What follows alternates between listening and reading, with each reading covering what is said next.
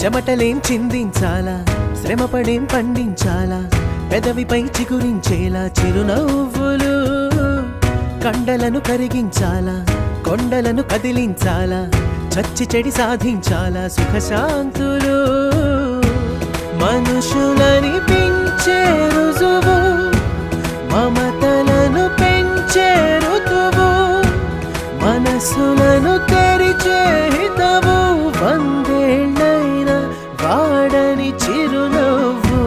ఎక్కిళ్ళే పెట్టి ఏడుస్తుంటే కష్టం పోతుందా కదా, మరెందుకు గోలా? అయ్యయ్యో పాపం అంటే ఏదో లాభం వస్తుందా, వృధా ప్రయాస పడాల.